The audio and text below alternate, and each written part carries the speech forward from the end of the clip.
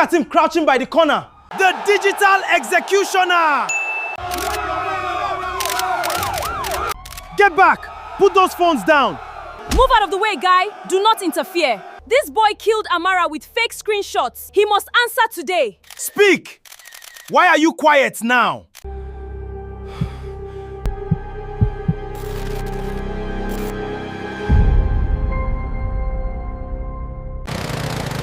I didn't wake up one morning and decide to become a villain.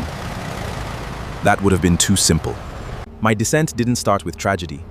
It started with pure, unadulterated Lagos boredom. I am in my final year in the university, studying communication and media studies. I understood social media algorithms better than I understood my own conscience. Guy, I'm telling you, that Mascom babe was forming hard to get. Premium packaging. But after small pressure and 2 dates at Lekki, she calmed down completely. Femi, you dey crazy oh. The girl is a deaconess's daughter. Please, I beg. Girls like bad boys. All that respect my boundaries talk is just for social media. Once you show them level, they fall. That was Femi. He talked about women like they were trophies to be hunted and displayed, and everyone would still laugh along because he was the campus celebrity. I would just post one small picture on the department group. She will block herself and keep quiet. Trust me. And if she tries to talk too much or do anyhow, I have the screenshots from our WhatsApp chats. That single sentence did something to my blood. Not because I was righteous, not because I actually cared about protecting the girl. I just genuinely, deeply disliked Femi's unearned power. Let me just shake this boy's table small. Let's see how much pressure he can actually take.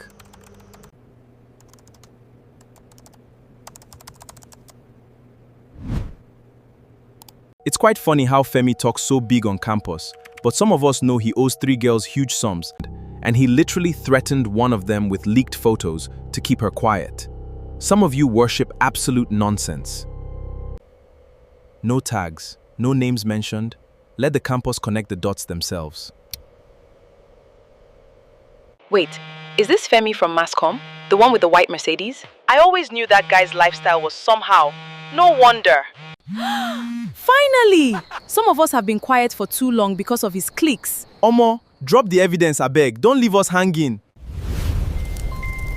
By 8 a.m. the next morning, the entire school ecosystem was on fire. Other girls started adding their own anonymous stories to the thread. Some were probably true. Some were wildly exaggerated. Some were completely made up on the spot, just to gain followers. But nobody cared about the facts. Once the internet smells a scandal, verified truth becomes entirely optional. Why is everybody looking at me like this? What's the joke? Guy, check Twitter, now. What nonsense is this? Who wrote this rubbish?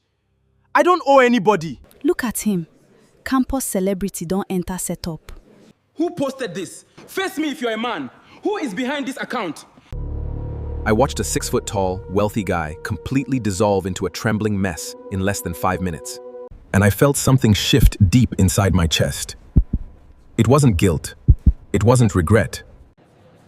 It was the pure, intoxicating rush of absolute power.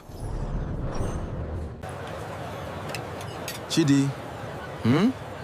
This anonymous Unilag Expos account that is currently making everyone crazy. That is your handwriting, right? Tunde, what are you talking about? I'm busy trying to pass my final exams, guy. Don't insult my intelligence. I've read your essays for 4 years. I know exactly how you structure your sentences. I know your syntax. It's you. Even if it's me, so what? Femi talks too much anyhow. He needed to be humbled. It's just online, Tunde. It's not that deep. It's just online. That is the exact sentence people use to destroy human lives and still sleep well at night. If he is innocent, the whole thing will blow over by next week. No, it won't, Chidi. Not in this country. Once people hear a juicy story, they don't wait for a judge or a court. They judge, convict, and execute you in the comment section immediately. You're overreacting.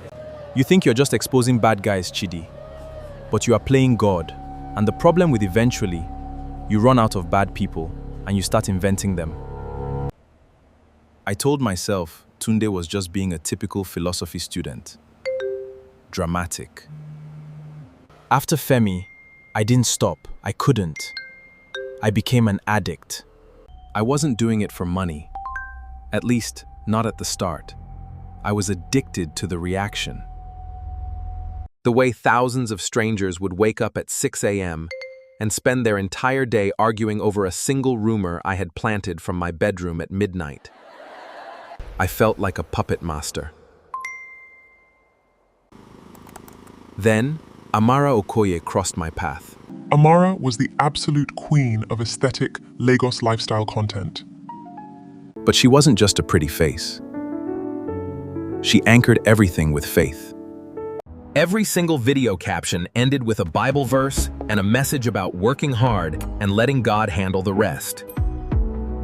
Honestly, my beautiful family, I just really want young African women to know that you can love God deeply, work incredibly hard, and still enjoy the soft life you deserve. Don't let anyone shame you for glowing.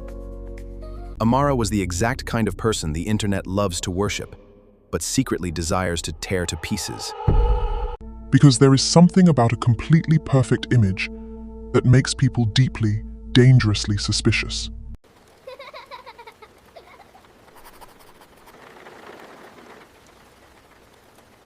Amara, you need to rest though. You've been shooting videos since 5 a.m. Don't go and kill yourself for these internet people. Mama, I'm fine. The skin brand deal I signed last week is what we are using to pay for junior school fees next term. I have to make sure the content is perfect so they renew the contract. God provided this platform to help us. I cannot be lazy with it. I didn't know about that living room. I didn't know of the school fees. To me, Amara wasn't a daughter, a sister, or a human being trying to support her family. To me, she was just a target with high engagement metrics. Look at that. Every time a negative comment or a question about her source of income pops up, it disappears within 2 minutes. She deletes them incredibly fast. That single observation told me everything I needed to know. It meant she was actively watching her phone. It meant she cared deeply about her reputation. And on the internet, people who care are the easiest ones to completely break. I launched the smear campaign from my dark room on a rainy night, completely unconcerned with the life on the other end of the screen. A very popular beauty influencer who loves using Bible verses in her captions is allegedly being financed by a married high-ranking politician in Abuja. Real evidence drops this Friday. Fear God, though. Notice I didn't mention her name. If you mention the name immediately, people demand immediate evidence. Is it Amara? I always knew that soft life was a scam. Abuja big men are involved, and she was forming Daughter of Zion. Fear these church girls. By Wednesday, she was trending nationwide. But I needed a visual hook to lock the story in. On social media, you don't need real evidence. You just need something that looks like a leak. You crop the top, you blur the edges partially. Partial blur looks like you are protecting an anonymous source. It triggers the human brain's curiosity. Clean images look fake, blurred images look like the truth.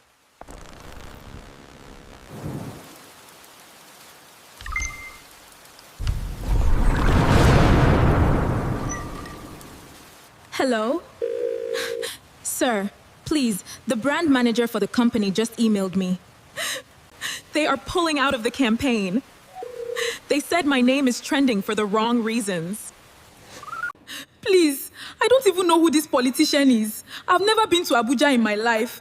Please help me tell them. The brand dropped her because of the public noise. The moment the brand dropped her, it validated the rumor to the audience. The crowd thought, if she were innocent, why did the brand cancel the contract?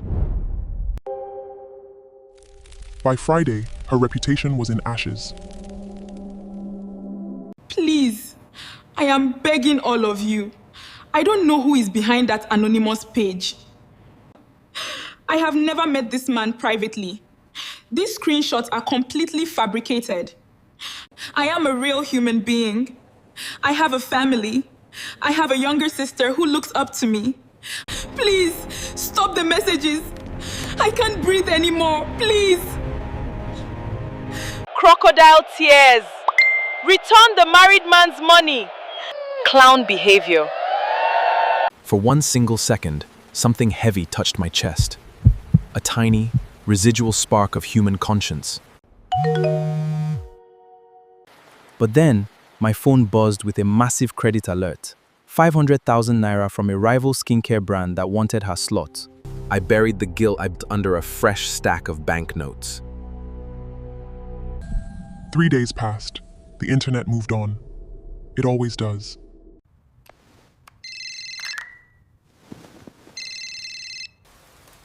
Hello? Who is this at this time of the night? She's gone. What? Who is gone? Who is speaking? Amara. Amara is gone. Look, I think you have the wrong number. I don't know who Amara is. You people turned her entire existence into a cheap digital joke. You invited millions of total strangers to target and hate her for fun. She couldn't carry the weight of that hatred anymore. She kept asking, why do people who don't even know me hate me so much? I did not sleep for a single second that night. I locked my phone in a drawer. I wanted to disappear.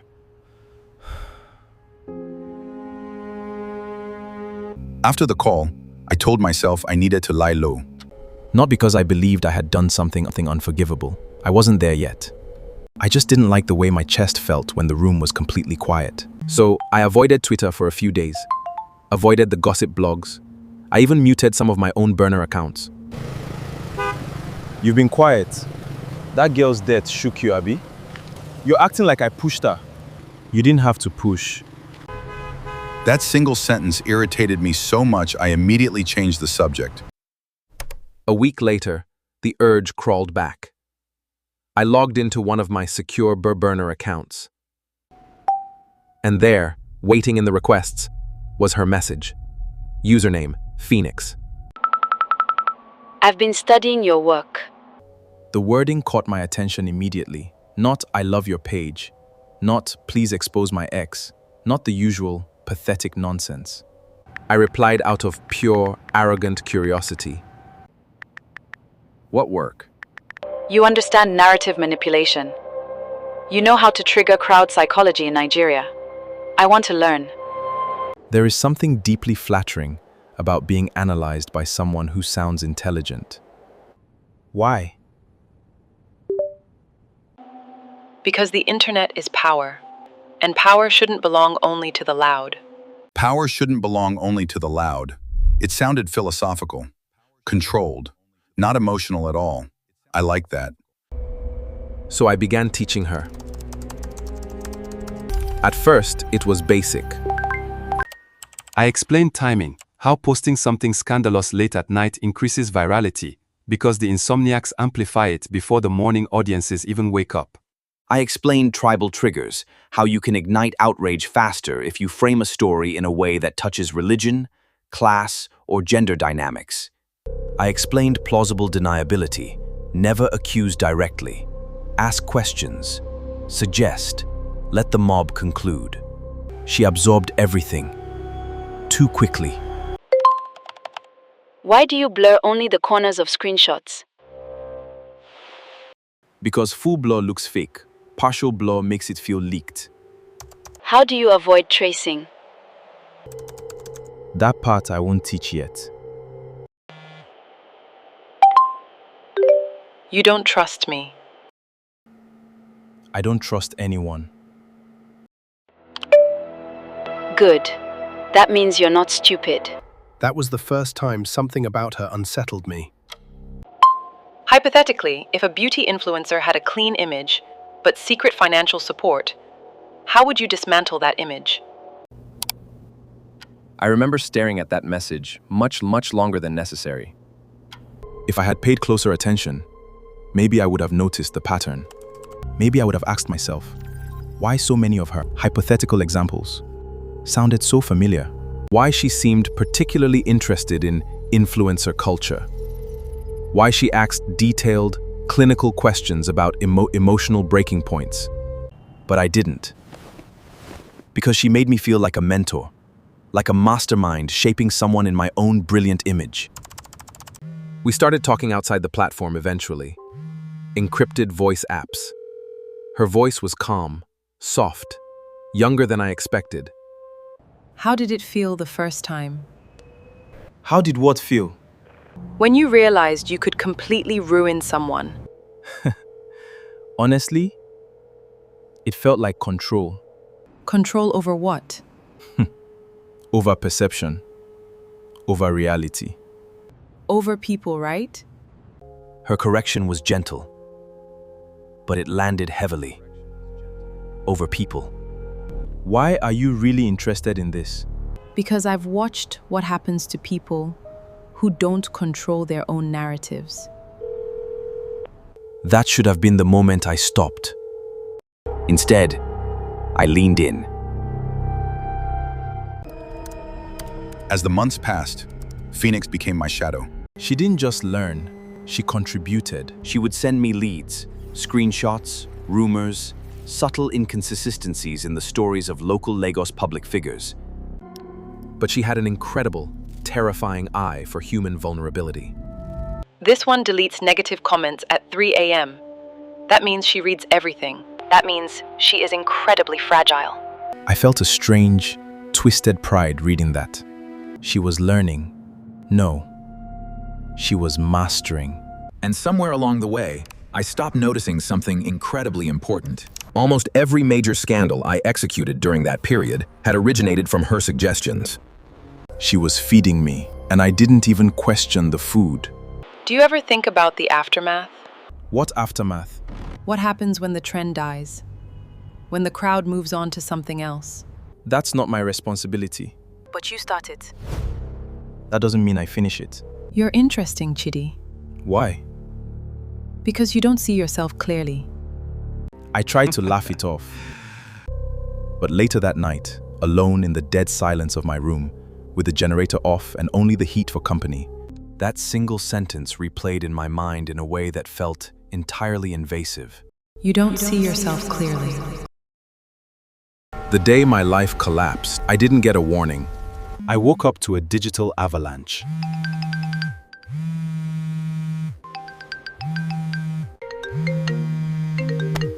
Tunde? Why are you calling me by 6 a.m.? Chidi! Open social media right now! Don't ask me questions, just open it now!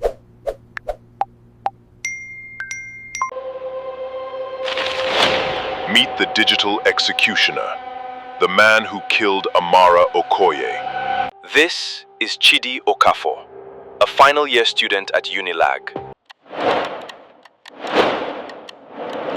For 2 years, he has been running the most vicious and anonymous scandal pages in the country.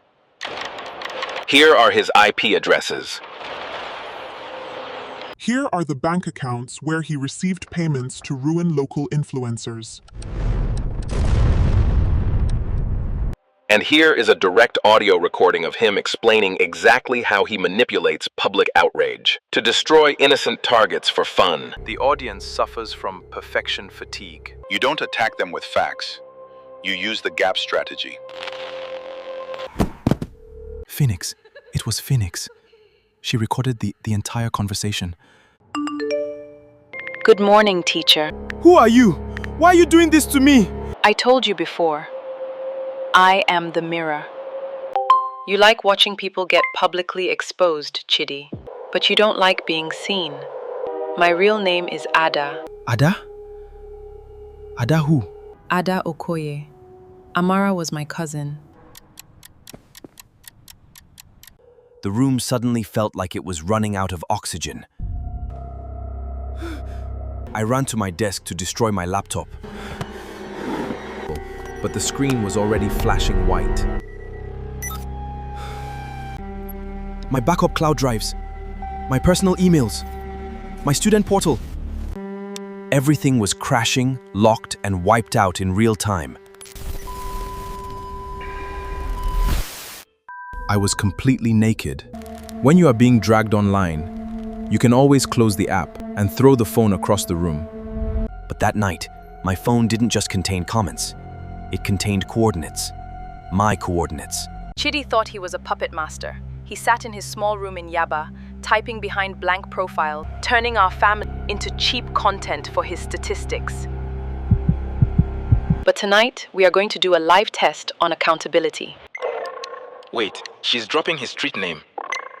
I know that street. It's opposite the church. Is anyone near Unilag? Let's go and see this digital executioner face to face. Ada, please, I am begging you. This is too much. I have apologized. What else do you want from me? Describe what you are feeling right now. I am terrified! Ada, people are commenting that they are on their way. This is not justice. And when my sister begged you to stop the screenshots, what did you think she was feeling? You wanted an audience, Chidi. I am just giving you one.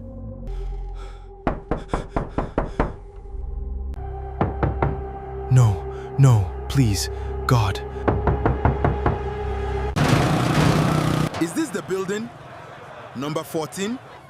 Yes, the blue gate. Check the live stream. She said the green balcony.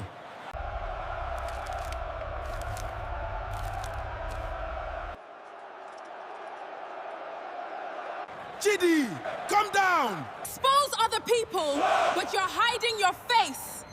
Come and talk to our cameras.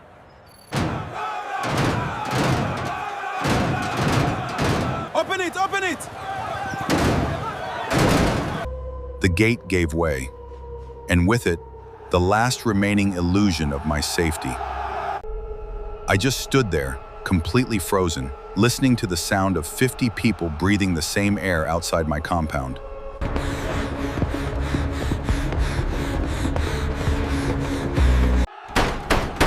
Open this door! Open it!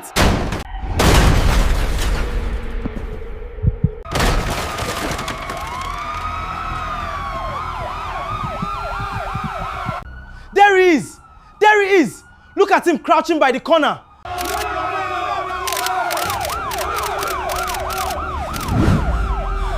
The digital executioner! Get back! Put those phones down! Back off from him!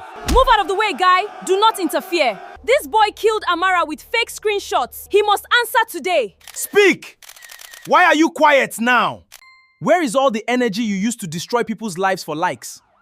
Talk to the camera. This is what you wanted. What did you say? Speak up! Apologize to the viewers! Over 50,000 people are watching you live right now. This is what you wanted. This feeling. This rush. The clean, holy anger. I know. I know it. I lived on it for 2 years. Shut up! You're trying to play mind games with us. We are here for justice. You're not here for Amara or for justice. You're here for the traffic. You're running a live stream on a human being's terror so you can get 50,000 views by morning. This isn't accountability. It's just fresh content. Look at yourselves. Look at what you are doing in Chidi's room right now. You have just proven his final lesson. Ada, what are you saying? We are here for you. We came to make him pay. No. You came because a scandal made your cruelty feel righteous. You didn't travel to Yaba for Amara. You traveled here for the adrenaline.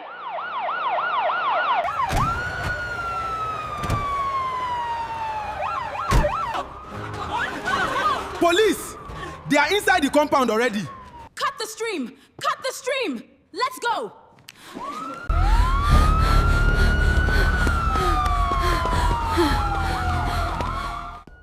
And just like that, the righteous mob dissolved into the dark. Chidi Okafor? Yes, officer. That's me. That's you,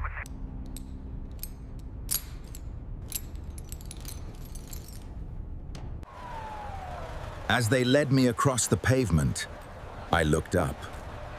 And I saw her, Ada, standing directly under a single, flickering street lamp.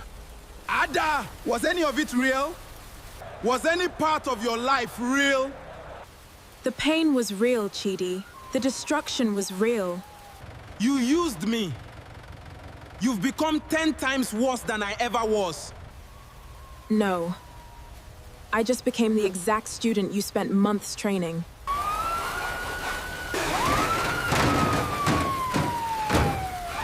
As the van pulled away from the curb, my personal phone slipped from my pocket and fell flat onto the dark floorboards. The screen illuminated one last time. A final text from Ada appeared on the glass. She said, "Thank you for your active participation." Participation. That word followed me all the way into the holding cell. But as I took my final look through those iron bars, I noticed something that froze the blood in my veins. Ada was standing under that street lamp, thinking she had won. But she wasn't alone. Both of them were holding up their smartphones. They weren't recording me. They were tracking and recording her. Target 02 analysis concluded. Outrage metrics met. Proceed to Phase 3. When everyone is watching, who is really in control?